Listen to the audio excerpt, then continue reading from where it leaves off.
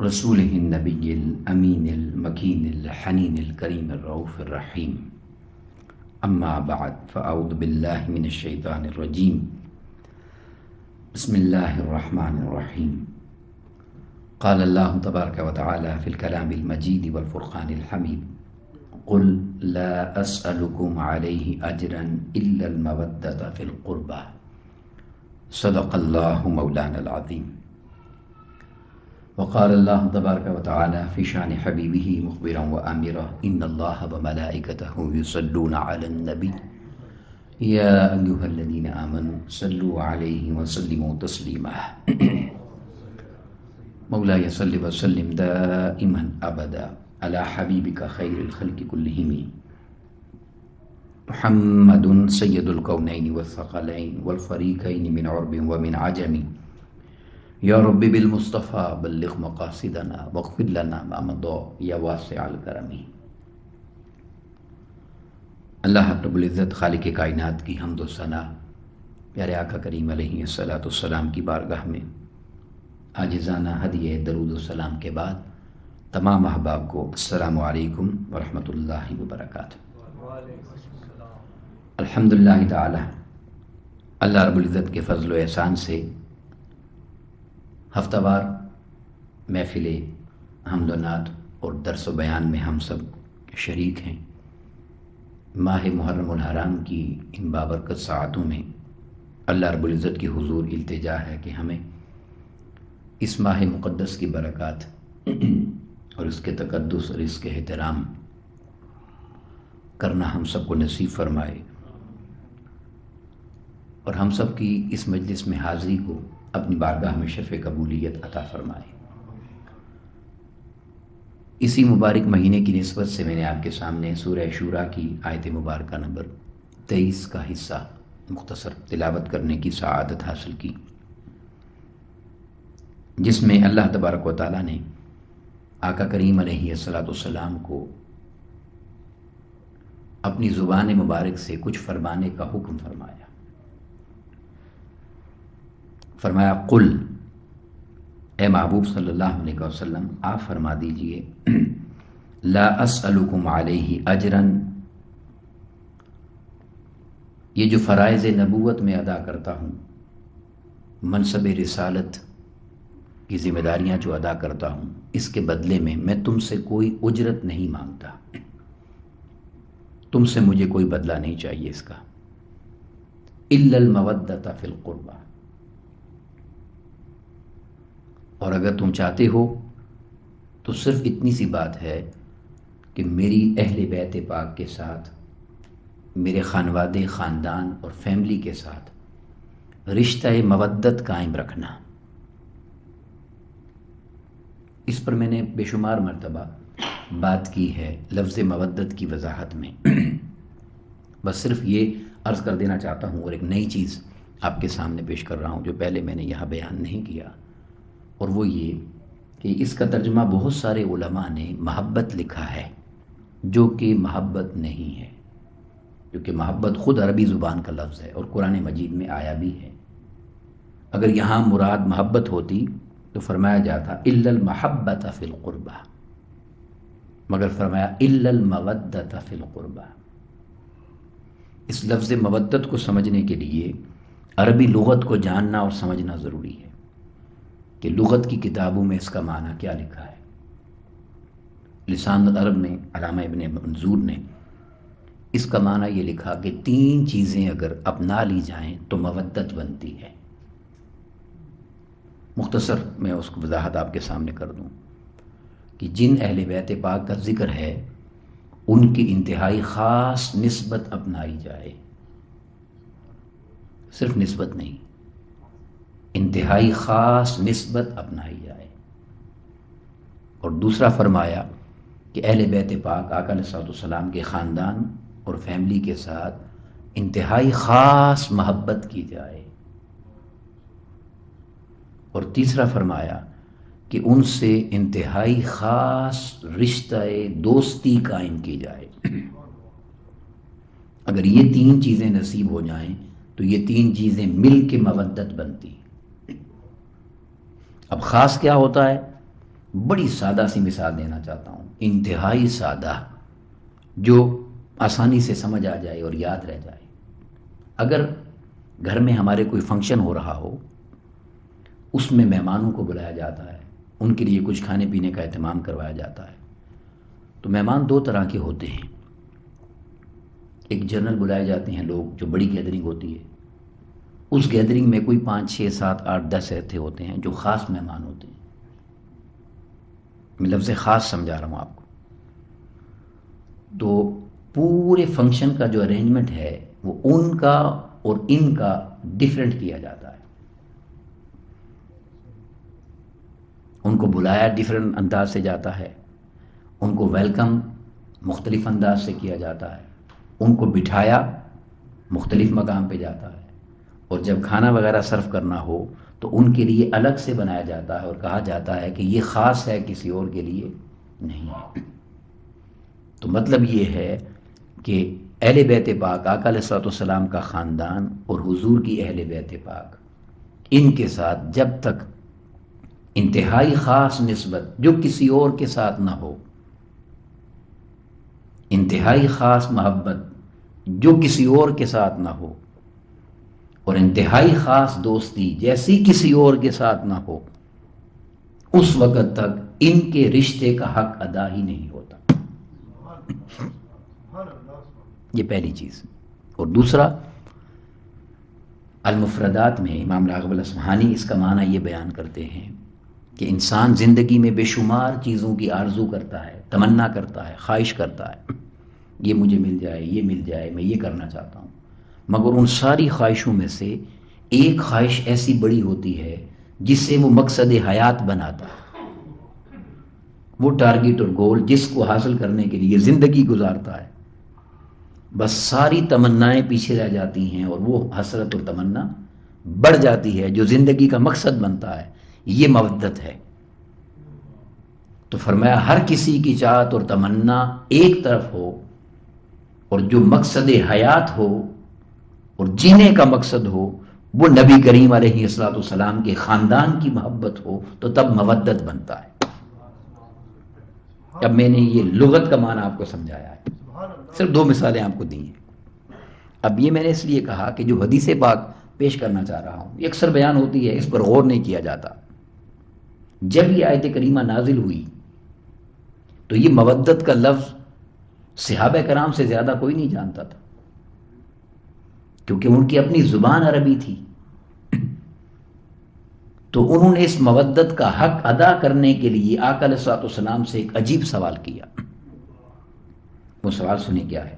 امام طبرانی نے اس حدیث پاک کو روایت فرمایا، اور وہ یہ ہے، آپ نے بیان کیا، حضرت عبداللہ ابن عباس رضی اللہ تعالیٰ عنہ روایت کرتے ہیں، فرماتے ہیں کہ لما نزلت هذه الآیہ، جب یہ آیت مبارکہ نازل ہوئی، قل لا اسألکم علیہ اجرا الا المودۃ فی القربى، کہ میرے محبوب کے خاندان کے ساتھ مودت کرنا، جب یہ آیت کریمہ نازل ہوئی تو فرماتے ہیں قالو، لوگوں نے یہ کہا، یا رسول اللہ صلی اللہ علیہ وسلم، اے پیارے آقا صلی اللہ علیہ وسلم، من قرابتک ہؤلاء الذین، آپ کا خاندان تو بہت بڑا ہے نا، آقا علیہ الصلوۃ والسلام کی پوری فیملی، سارے رشتہ دار، فرمایا یہ جن کا ذکر آیا ہے ہمیں بتا دیں کہ وہ کون سے ہیں آپ کے خاندان میں سے، تاکہ ہم ان کے ساتھ مودت کا رشتہ بنائیں تو اس کی بارگاہ میں کامیاب ہو جائیں۔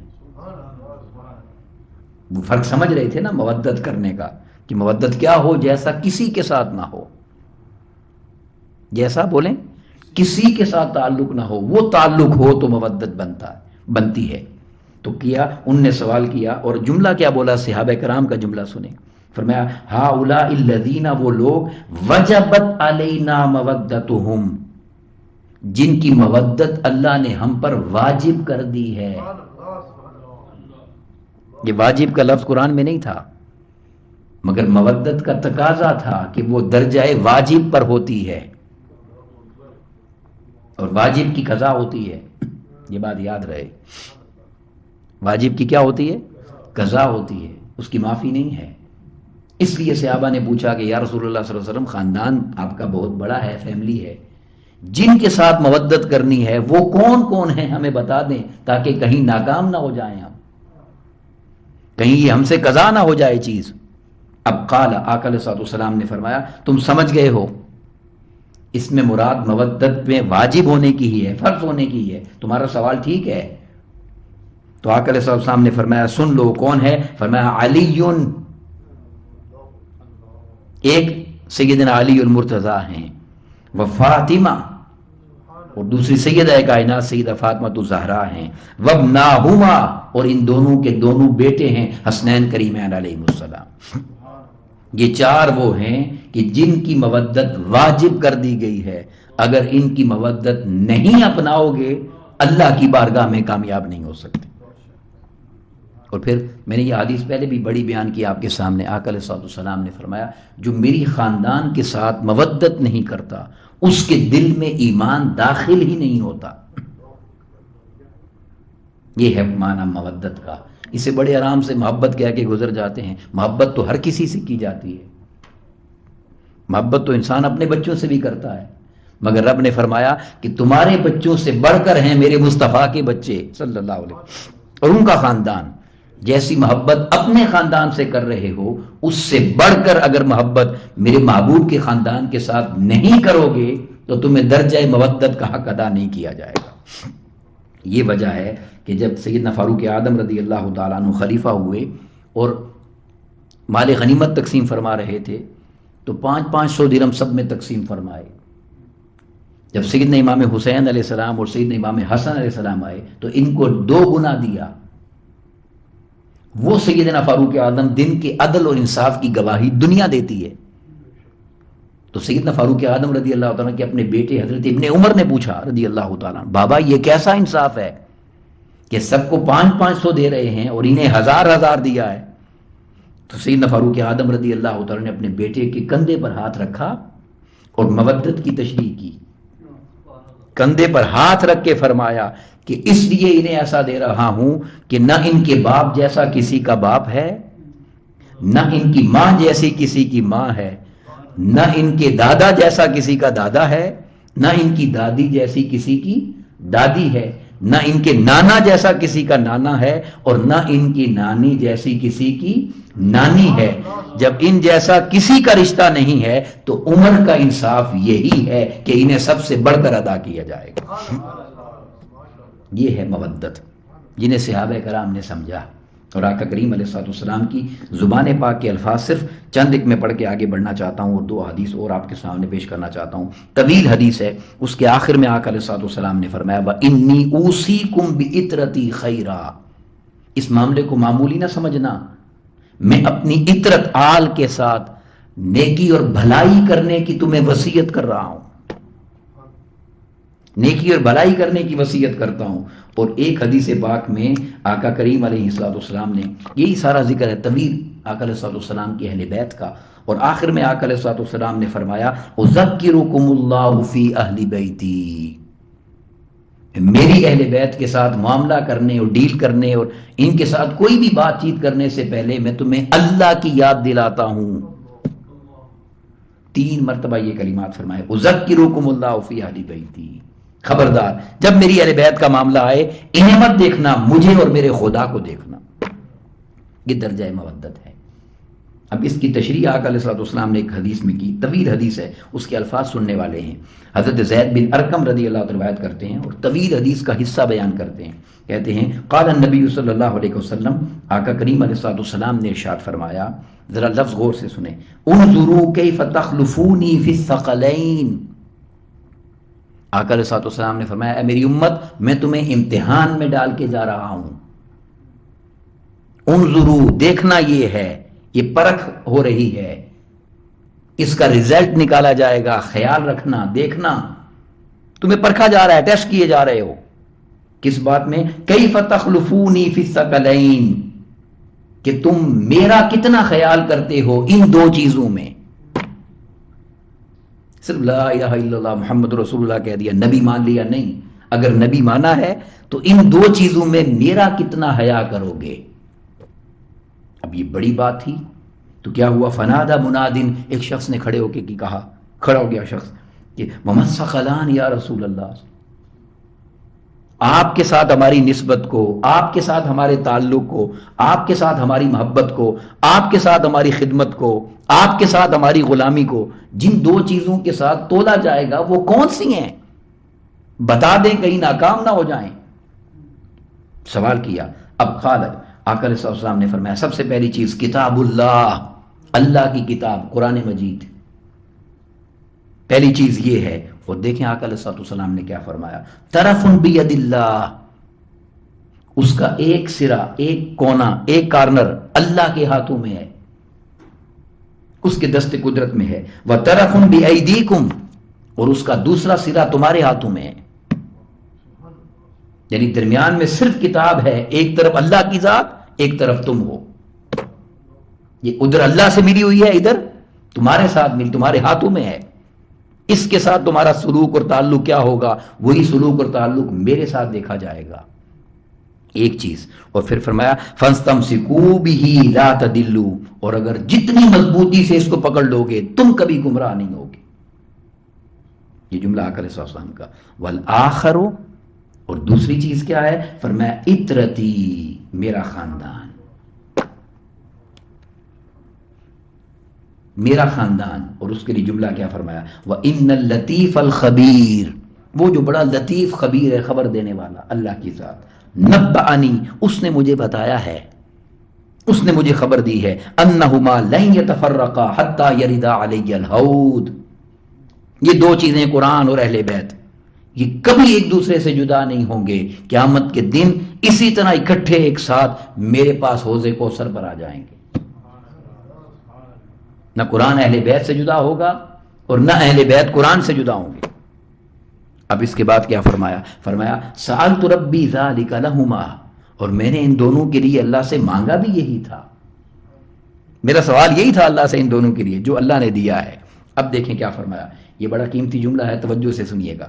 فرمایا سن لو، فلا تقدموہما، خبردار کبھی بھی قرآن اور اہل بیت سے آگے مت بڑھنا، کبھی بھی ان سے آگے مت جانا، اگر گئے تو کیا ہوگا، فرمایا فتہلکوا، ہلاک ہو جاؤ گے۔ جہاں قرآن سے آگے گئے کیا ہوا، ہلاک ہو گئے، اور جہاں اہل بیت سے آگے گئے بولیے ہلاک ہو گئے۔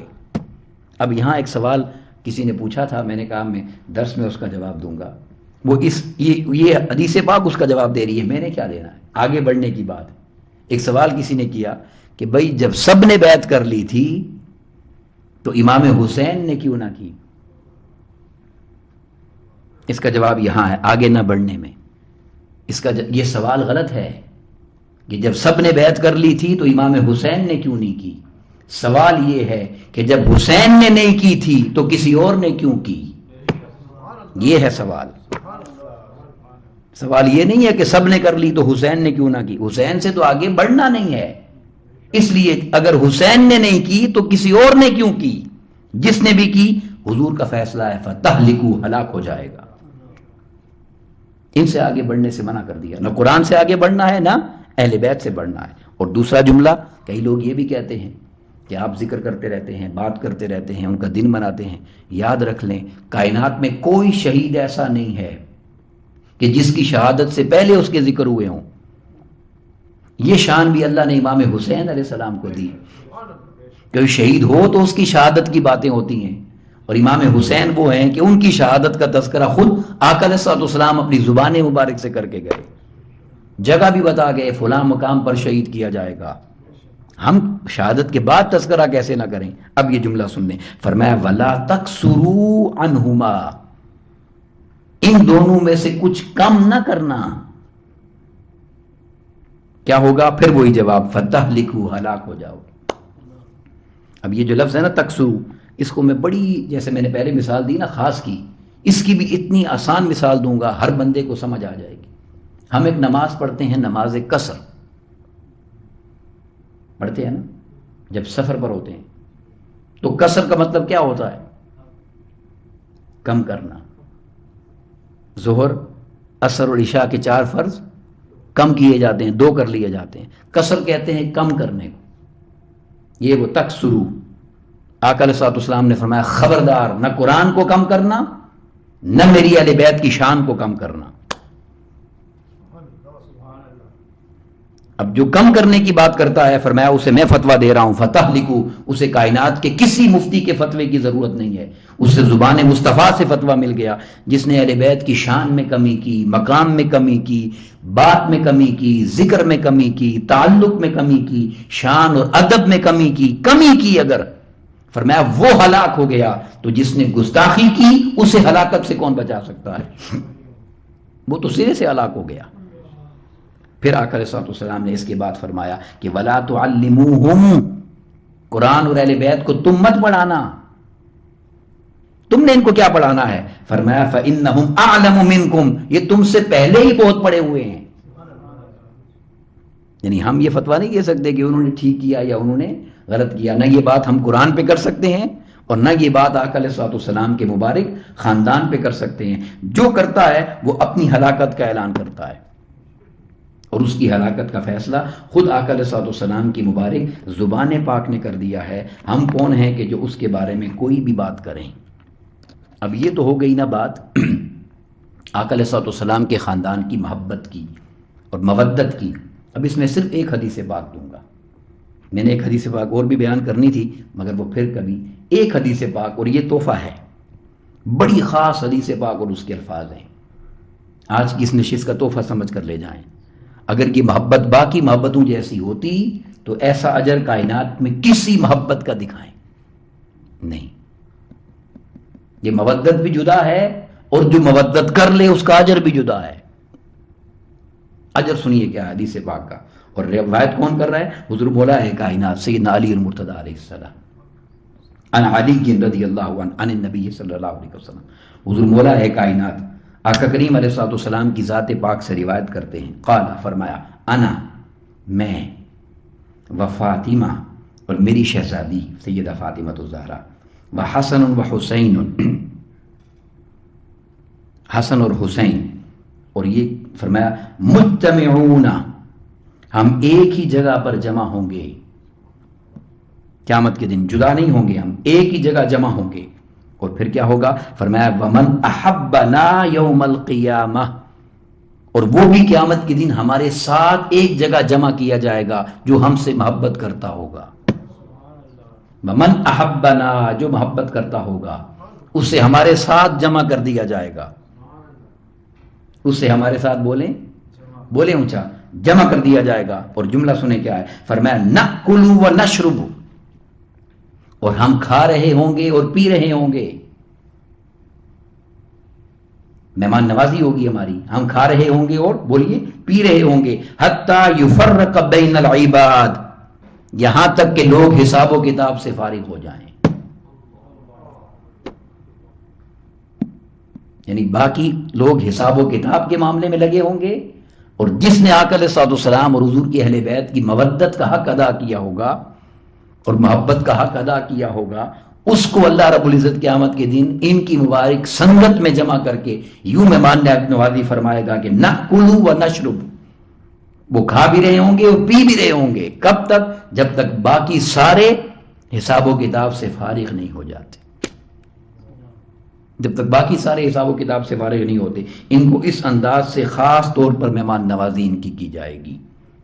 یہ ہے وہ مودت، اگر کسی کو نصیب ہو جاتی ہے تو اللہ رب العزت اسے ایسی ہی خاص برکتیں عطا کر دیتا ہے۔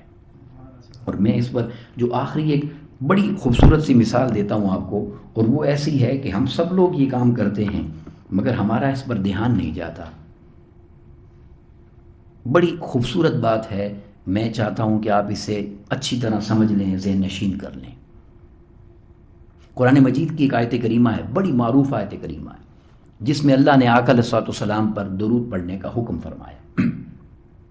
سورہ احزاب ہے اور آیت نمبر 56 ہے، 56 میں نے شروع میں بھی پڑھی، ان اللہ و ملائکتہ یصلون علی النبی یا ایھا الذین آمنوا صلوا علیہ وسلموا تسلیما۔ اللہ نے فرمایا کہ میں اور میرے فرشتے حضور پر درود پڑھتے ہیں، تم بھی ان پر درود بھی پڑھا کرو اور سلام بھی پڑھا کرو۔ صلو علیہ، اب یہ حکم آ گیا۔ اب جب یہ حکم آیا تو صحابہ کرام نے آقا علیہ الصلوۃ والسلام سے پوچھا کہ حضور ہم آپ پر کیسے درود پڑھیں؟ اب یہ ساری حدیث میں نہیں پڑھ رہا، صرف آپ کو اس کا ترجمہ سنا دیتا ہوں۔ حضرت عبد الرحمن بن ابی لیلہ روایت کرتے ہیں، امام حاکم نے، امام طبرانی نے اس کو بیان کیا، بیان کرتے ہیں کہ میں حضرت کعب بن عجرہ کے جب مجھے ملے اور فرمایا کیا میں تمہیں وہ حدیث تحفے میں نہ دوں جو میں نے آقا سے سنی ہے؟ فرمایا ضرور دیجئے، مجھے تحفہ دیجئے۔ تو کہا تحفہ یہ ہے کہ ہم نے آقا علیہ الصلوۃ والسلام سے سوال کیا، یا رسول اللہ کیف الصلاۃ علیکم، ہم آپ پر صلاۃ کیسے بھیجیں، درود کیسے پڑھیں؟ تو یہ جو درود میں اور آپ نماز میں پڑھتے ہیں نا، درود ابراہیمی، یہ بھی اللہ کی بڑی شان ہے۔ لوگ درود پاک کا انکار کرتے ہیں مگر درود ابراہیمی کو سارے مانتے ہیں۔ یہ بھی ایک معجزہ ہے، اللہ کی شان ہے یہ کہ درود ابراہیمی۔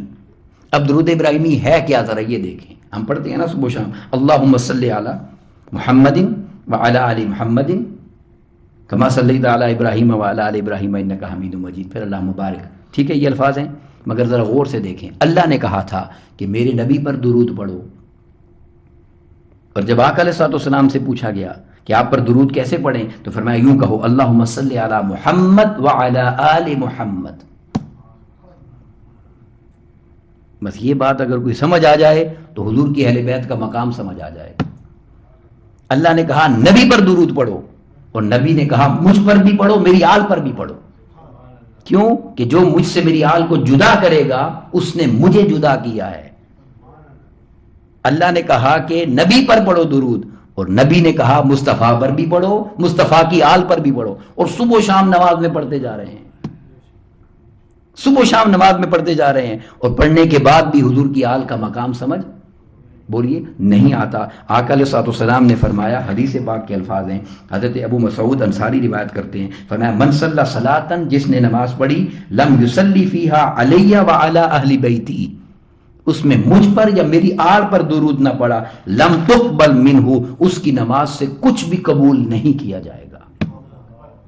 ساری نماز پڑھیں، بے شک کعبۃ اللہ کے اندر جا کے آب زمزم سے وضو کریں، امام کعبہ کے پیچھے کھڑے ہو کے پڑھیں، ثنا بھی پڑھ لی، فاتحہ بھی پڑھ لی، سورت بھی پڑھ لی، رکوع بھی ہو گیا، سجدہ بھی ہو گیا، اتحیات بھی پڑھ لیں، درود چھوڑ دیں، فرمایا تیرے کعبے کے اندر پڑھی جانے والی نماز میں سے بھی ایک اللہ اکبر بھی قبول نہیں ہوگا۔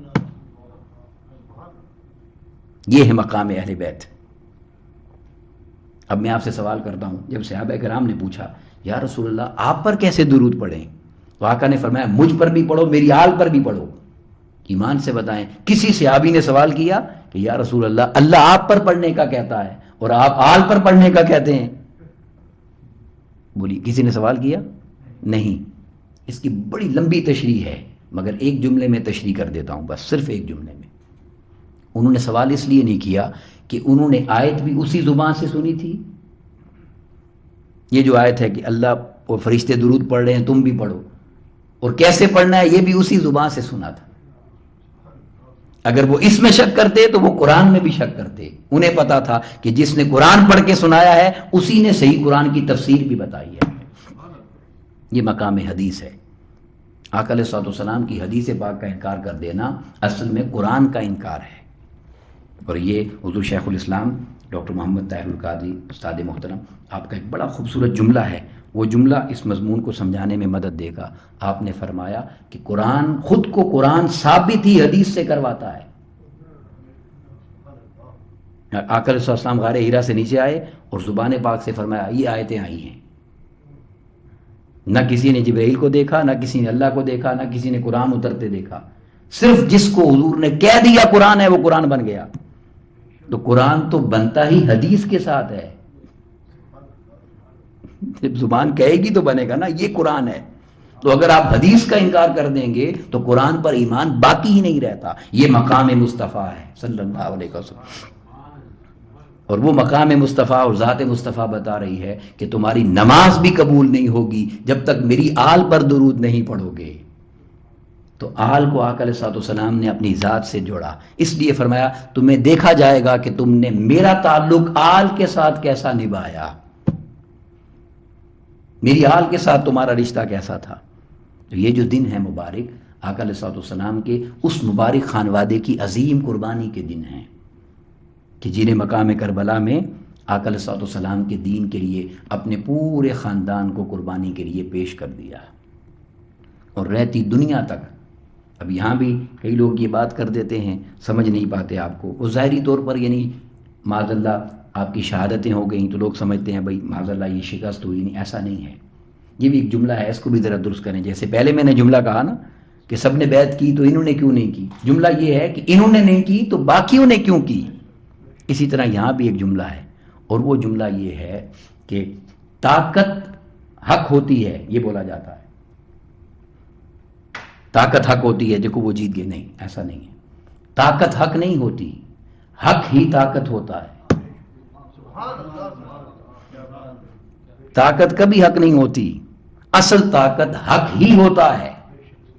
اب بات سمجھ گئے یا نہیں؟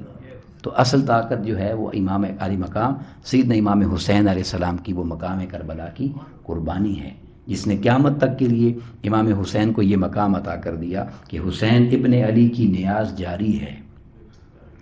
حسین ابن علی کی نیاز جاری ہے، خدا کے دین کی عمر دراز جاری ہے. اور سجدے میں سر رکھ کے نہ اٹھایا حسین نے کہ میرے حسین کی اب تک نماز جاری ہے.